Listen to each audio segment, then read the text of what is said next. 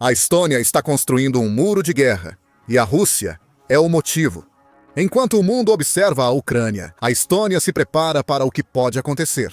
Junto com a Letônia e a Lituânia, está lançando a Linha de Defesa Báltica, um vasto projeto multipaís para transformar suas fronteiras compartilhadas com a Rússia e a Bielorrússia em uma gigantesca barricada militar. Trata-se de 600 bunkers de concreto, pontos de abastecimento fortificados e defesas em camadas que se estendem por toda a fronteira leste da OTAN. Não é um blefe, é um sinal. Se a Rússia tentar avançar para o oeste, não será fácil ou barato. O que está sendo construído na Estônia? E por que este país está liderando o projeto? Para responder isso, precisamos voltar a um tempo antes mesmo da existência da Estônia moderna ou da Rússia. De 1940 até o fim dos anos 1980, Estônia, Letônia e Lituânia eram repúblicas sindicais no sistema soviético. Mas, ao contrário de outros territórios soviéticos que faziam parte do Império Russo há séculos, os estados bálticos mantiveram identidades nacionais, línguas e culturas distintas, que nunca se assimilaram totalmente ao quadro soviético. Os soviéticos tentaram repovoar as nações atingidas pela guerra, removendo identidades nacionais em favor de identidades unitárias, reassentando russos na região e emigrando os nativos para fora. Mas a cultura báltica central permaneceu vastamente diferente de outras nações europeias dentro da União, ou mesmo no Pacto de Varsóvia. Surpreendentemente, os estados bálticos tinham o direito constitucional de se separar da União das Repúblicas Socialistas Soviéticas, apesar de ser principalmente teórico. Porém, com a economia soviética enfraquecida no fim dos anos 1980, as demandas crescentes por autonomia e independência fizeram dos três estados os primeiros territórios soviéticos a exercê-la. O que diferenciou os bálticos separatistas das outras ex-repúblicas soviéticas foi sua rápida virada para o Ocidente. Logo após a independência, ao invés de tentar reparar os laços com a Rússia, os três países implementaram com êxito reformas políticas e econômicas similares, tornando-se democracias com forte potencial de mercado. Com a integração europeia e o renascimento cultural, eles aderiram à OTAN e à União Europeia em 2004. No entanto, a adesão à OTAN não era apenas sobre economia ou prestígio. Para os pequenos estados bálticos, perigosamente próximos dos maiores centros populacionais e portos navais da Rússia no Mar Báltico, era uma questão de sobrevivência.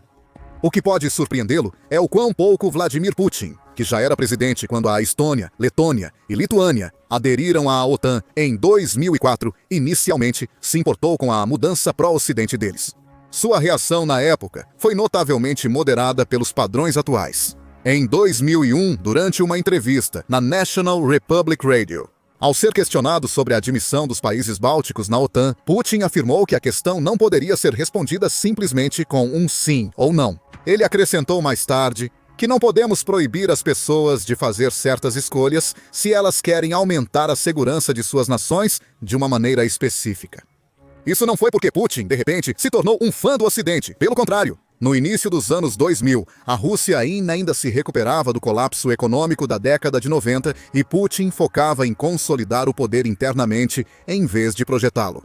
Ele manteve a aparência de trabalhar com a OTAN, dizendo que a Rússia poderia até se juntar a ela se houvesse tempo.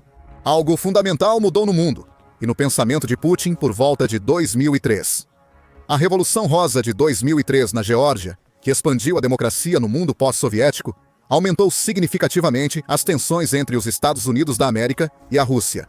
Putin culpou diretamente os Estados Unidos da América por auxiliar essa conquista democrática e ajudar a instalar alguém que ele via como um fantoche pró-americano, o presidente Mikhail Saakashvili. Isso delinearia um padrão iniciado com as ações da OTAN na Iugoslávia em 1999, que se repetiria ao longo do século XXI. Putin não estava ameaçado pelas capacidades militares da OTAN, uma aliança defensiva. Nunca atacou a União Soviética ou a Rússia e provavelmente nunca o fará. Putin sabe disso. A real ameaça foi a determinação da OTAN em apoiar democracias e enfraquecer governos opressores. Pelo menos sob a perspectiva da OTAN, muitas vezes usando a posição da aliança como a maior e melhor financiada potência militar. Isso vale em dobro para um grande país pós-soviético como a Ucrânia. que foi a segunda maior nação destacada militarmente da União, com a demografia e cultura mais próximas da Rússia. Putin não pode ter uma Ucrânia próspera e democrática na fronteira russa, que não tenha vínculos com a Rússia. É aqui que a Estônia e os outros estados bálticos se tornaram um problema para Putin, que vai muito além da estratégia militar. Os bálticos comprovavam que os ex-soviéticos podiam prosperar sem o controle russo, um sentimento que ecoou na Ucrânia. Na primeira década dos bálticos na OTAN, as preocupações defensivas eram principalmente teóricas. Houve tensões e exercícios militares ocasionais, mas a perspectiva de um conflito real parecia remota. Então, 2014 mudou tudo. A anexação da Crimeia pela Rússia, em fevereiro de 2014, após protestos por laços mais estreitos com o Ocidente, e a remoção do presidente pró-Rússia da Ucrânia do cargo. A ação levantou preocupações na OTAN sobre a Rússia repetir o ato nos Bálticos, com implicações aterrorizantes e imediatas para os estados bálticos. Os líderes bálticos aprenderam com o conflito da Crimeia. Eles concluíram que precisavam responder rapidamente aos primeiros sinais de pressão russa contra seus países. Mas o verdadeiro choque veio em 2016, após a OTAN realizar jogos de guerra para testar sua capacidade de defender os estados bálticos. Os resultados foram sóbrios, piores que o temido. Os jogos de guerra de 2014 e 15 revelaram que tropas russas poderiam chegar às capitais Tallinn, Estônia, e Riga, Letônia, em até 60 horas, realizando um blitzkrieg pelo Báltico e evitando uma resposta unificada da OTAN antes que fosse tarde demais. Reflita sobre isso. Simulações da OTAN indicaram que 2 capitais de países membros da aliança poderiam cair em menos de 3 dias. As implicações eram notáveis. O artigo 5 do Tratado da OTAN, que obriga os membros a defender qualquer aliado atacado, seria ineficaz se esses aliados fossem invadidos antes da chegada de ajuda. Essa vulnerabilidade agora era agravada por um pesadelo geográfico que os estrategistas militares chamam de Corredor de Suwałki. O corredor de 40 a 60 milhas, na fronteira polaco-lituana, tornou-se uma das regiões estrategicamente mais vulneráveis da Europa. Conhecido como o calcanhar de Aquiles da OTAN, esse corredor separa o exclave militarizado de Kaliningrado da Rússia, de Belarus, que é praticamente uma Rússia light e atualmente. O corredor de Suwałki é a única ligação terrestre entre os países bálticos da OTAN e a Europa. O controle sobre este corredor permitiria à Rússia cortar a Lituânia, Letônia e Estônia dos reforços da OTAN por terra. A estratégia da Rússia é brutal e simples: dominar os estados bálticos, cortar sua única rota terrestre para a OTAN e forçar uma derrubada de governo antes que a aliança consiga mobilizar suas forças militares. Os anos recentes mudaram essa equação a favor da OTAN com a adesão da Suécia e da Finlândia na década de 2020. Os 2 novos membros fornecerão suporte aéreo e naval essencial como primeira resposta. Além disso, a Finlândia permitindo que os Estados Unidos da América e a OTAN usem 15 instalações militares no país, possibilita que a aliança mantenha forças em prontidão permanente, embora não estejam diretamente nos países bálticos, onde o risco seria maior, ou na Polônia, onde se oporiam diretamente às forças em Kaliningrado e Belarus. Porém, o que transformou a frágil relação entre Rússia e OTAN em hostilidade declarada foi o início da guerra na Ucrânia. Isso eliminou qualquer ideia de que a Rússia era ambivalente ou amigável com seus ex-vizinhos soviéticos. Para os estados bálticos, a invasão em 2022 foi essencialmente uma prévia do que poderia vir a seguir. Contudo, a guerra na Ucrânia revelou algo que alterou o cálculo estratégico. O exército russo não era a força invencível que a OTAN temia. O exército, que deveria tomar as capitais bálticas em 36 horas, lutou por meses para capturar cidades ucranianas. E ainda assim, essa percepção veio com outra possibilidade aterrorizante. Putin estava pronto para uma guerra brutal e quase genocida contra a Ucrânia, um país do qual ele necessitava por seus recursos naturais e demográficos. Os países bálticos são culturalmente distintos da Rússia e não oferecem os mesmos recursos ou vantagens estratégicas. Considerando que a Rússia está preparada para dizimar ucranianos para chegar a Kiev, apesar dos laços históricos, provavelmente estaria muito mais disposta a fazer o mesmo nos países bálticos. Os estados bálticos creem que não podem ceder território. Isso significa admitir que os países bálticos devem estar prontos para resistir a uma invasão russa imediatamente após suas fronteiras serem violadas. Isso se alinha com as crescentes preocupações nas avaliações de inteligência da OTAN, à medida que a guerra prossegue. Estrategistas militares alemães acreditam que a Rússia atacará diretamente a OTAN até 2030, o que evidencia a escala do problema. Como três nações pequenas desenvolvem planos de defesa eficazes quando seu único elo com o mundo externo é justamente o país do qual tentam se proteger? A resposta é a Linha de Defesa Báltica Planejada, anunciada publicamente em 19 de janeiro de 2024, em uma reunião entre os ministros da Defesa da Letônia, Estônia e Lituânia em Riga. O escopo do projeto é impressionante por qualquer medida.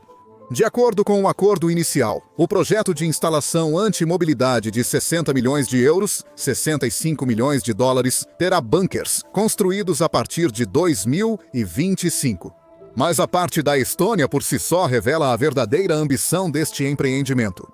Os novos bunkers, semelhantes a adegas subterrâneas já comumente encontradas na Estônia, devem ter 35 metros quadrados, 377 pés quadrados. Fortificados para resistir a ataques de artilharia e abrigar até 10 soldados, não é uma fantasia sobre parar tanques com concreto. Os planejadores militares estonianos entendem exatamente o que estão construindo e por quê. O governo estoniano sugeriu que o projeto prevê a linha defensiva, não como uma resistência final. O objetivo é dissuadir a Rússia de atacar em grande escala a fronteira com os estados bálticos e focar em locais predeterminados que seriam menos defendidos, mas que receberiam maior apoio da OTAN em troca. A estratégia é mais sofisticada que fortificações defensivas permanentes. A Estônia e países vizinhos avaliam quanto da linha de defesa poderia ser construído com um mês de antecedência, comprando e construindo apenas as partes essenciais para a implantação imediata. O restante seria construído somente quando a guerra se tornasse iminente. Além disso, todos os países estão supostamente adquirindo e estocando minas para usá-las junto com fortificações defensivas. As minas ainda não foram colocadas, mas isso logo mudará. Em março de 2025, os estados bálticos e a Polônia anunciaram sua retirada do Tratado de Ottawa, citando a crescente agressão russa e a necessidade de minas como componente vital da guerra defensiva moderna, especialmente no terreno estreito e contestado da região do Báltico. Desde o anúncio dos planos iniciais para a linha, no começo de 2024, os bálticos tiveram cerca de 1 ano e meio, até o momento deste vídeo, para executar o projeto. De fato, a construção na Estônia começou em junho de 2025. Isso está atrás da Letônia, onde os primeiros esforços de construção foram relatados em maio de 2024. Os primeiros sinais da linha de defesa são valas anti-tanque sendo cavadas em vilas próximas da fronteira Estônia-Rússia, com a primeira vala relatada em Vinsk. Cada trincheira tem cerca de 13 pés de largura, 65 pés de profundidade e se estende por 25 milhas. As valas servem como guias para a infantaria mecanizada e os tanques de batalha principais da Rússia. Eles iriam desacelerar o avanço ou obrigar os oficiais russos a adaptarem e alterarem o plano de ataque. O que não é o forte da Rússia, a julgar por seu histórico na Ucrânia. Mas as valas são apenas o começo. A Estônia planeja construir 28 bunkers e 10 depósitos de munição até o final do ano. O valor atual do projeto é de 44 milhões de euros, ou 5 milhões de dólares dos 20 milhões de euros, ou 23 milhões de dólares que o país precisa investir. A Estônia criará uma base militar na cidade fronteiriça de Narva, onde até 250 tropas estonianas e da OTAN serão estacionadas. A Estônia também concluiu testes em 3 protótipos de bunkers, atacando-os e avaliando os pontos fracos de cada projeto. Obuseiros usados na Ucrânia serão empregados para reformar bunkers e construções já existentes. Mais importante, a OTAN agora tem muito mais informações sobre as especificidades e eficiência do equipamento militar russo, graças aos dados enviados pela Ucrânia em troca do desenvolvimento de mais protótipos. Diferente dos outros países bálticos, a Estônia se destaca ao reconhecer a agressão russa e intensificar seus investimentos em defesa.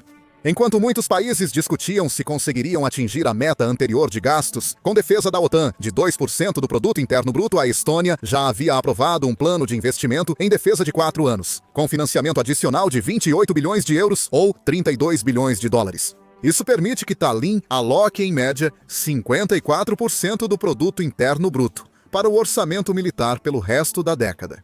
Os gastos não são apenas com hardware militar tradicional, mas nas mesmas capacidades que se mostraram decisivas na Ucrânia. Isso pode significar não apenas melhorias nos designs existentes de tanques e veículos de apoio à infantaria, mas também investimento na guerra de drones, que já discutimos como redefinindo a natureza da guerra. É claro que o sucesso depende da eficácia da estratégia defensiva. Embora existam desafios de design a serem superados, a estratégia pode permitir que os bálticos realizem seus ambiciosos planos. O argumento principal é que a linha de defesa báltica pode ser insuficiente para uma defesa eficaz contra as forças russas. Os três países, combinados, não têm força militar suficiente ou território entre a fronteira e as capitais para montar defesas decisivas. Contudo, a linha de bunkers não visa parar um ataque russo, mas sim moldá-lo. Como explicou o ex-comandante das Forças de Defesa da Estônia, General Martin Hering, a estratégia real é mais matizada e potencialmente mais eficaz. O conflito ucraniano mostrou que até mesmo pequenos atrasos e complicações podem ter efeitos massivos nas operações militares. A suposição inicial da Rússia de capturar Kiev em dias foi despedaçada pela resistência ucraniana, forçando as forças russas a uma custosa guerra urbana e estendendo suas linhas de suprimento. Falhas logísticas permitiram à Ucrânia retomar grande parte do território perdido nas primeiras semanas da invasão. A linha de defesa báltica visa criar complicações similares, mas de forma bem mais sistemática. Ao forçar os russos a contornarem posições fortificadas, estendendo suas linhas de suprimento e expondo flancos, ou atacarem defesas preparadas, causando baixas e atrasos. A linha altera os fundamentos da invasão, obrigando a Rússia a se adaptar, ao invés dos bálticos se ajustarem aos avanços russos. Mas há uma lógica estratégica e ainda mais profunda em ação. A vulnerabilidade dos estados bálticos é contrabalançada pela fragilidade do Oblast de Kaliningrado, um exclave russo isolado. Apesar da presença militar significativa e da frota báltica da Rússia, o isolamento da região permite que a OTAN facilmente contra-ataque a partir da Alemanha e da Polônia, países comprometidos em aumentar gastos com defesa e tropas. Isso gera uma vulnerabilidade mútua, onde ambos os lados têm algo a perder, possivelmente estabilizando a situação por meio da dissuasão ao invés de escalada. Então há a mencionada ascensão da Finlândia à OTAN. Isso duplicou a fronteira Rússia-OTAN e adicionou outro país com história complexa com a Rússia, e que tem o motivo e os meios para atrapalhar os planos da Rússia de invadir a mistura. A linha de defesa do Báltico é mais do que um projeto regional de defesa. Está se tornando mais um campo de testes para a guerra do século XXI e um modelo que outras nações poderiam seguir em seus conflitos regionais. A abordagem da Estônia é notável por mostrar como nações menores podem alcançar uma dissuasão eficaz sem tentar igualar vizinhos maiores.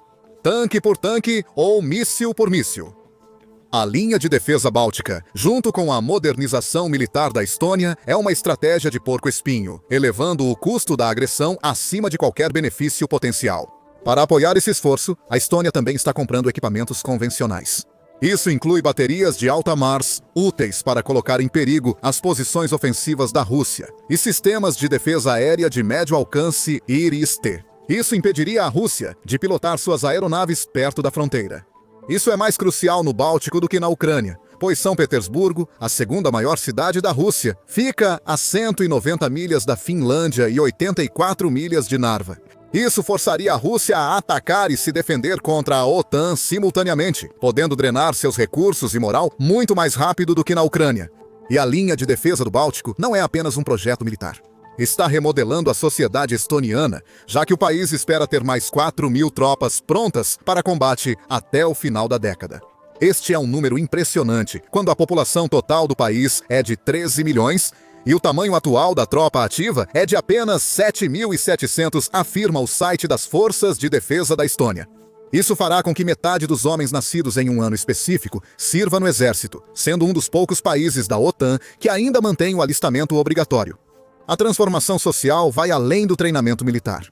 Crianças recebem educação militar básica nas escolas secundárias e famílias ensaiam cenários de evacuação. A Estônia está essencialmente preparando toda a sua população para a possibilidade de conflito, mas essa preparação revela desafios internos. A Estônia possui uma considerável população etnicamente russa, devido ao seu passado soviético, concentrada principalmente nas regiões onde a maior parte da linha de defesa báltica está sendo construída. O plano estoniano propõe construções no condado de Ida-Viru, nordeste da Estônia, onde russos étnicos superam estonianos étnicos em 35-1. Pesquisas de opinião pública revelam as complicações criadas. Segundo uma pesquisa do Ministério da Defesa, em 2024, 67% dos estonianos étnicos cederiam suas terras às forças de defesa em caso de ataque à Estônia, contra apenas 38% dos não estonianos étnicos. Alguns não se opõem à construção em si, mas temem que ela se torne uma profecia autorrealizável, com a Rússia atacando antes da conclusão da linha de defesa. A resposta é garantir que a OTAN possa reunir forças e economias para apoiar a Ucrânia, os países bálticos, e dissuadir maior agressão russa. O resultado da linha de defesa báltica deve impactar o planejamento de defesa global. Se o projeto se mostrar eficaz em dissuadir a agressão, espere ver abordagens semelhantes em outras regiões vulneráveis. Se falhar em dissuadir ou se mostrar ineficaz em um conflito real, as lições irão remodelar o pensamento militar por décadas. Obrigado por assistir. Para ver como a Finlândia se prepara para a agressão russa, confira nosso outro vídeo. Para se manter atualizado sobre como a guerra na Ucrânia e os desenvolvimentos de segurança europeia estão remodelando a geopolítica global, inscreva-se no Military Show para análises aprofundadas e notícias diárias.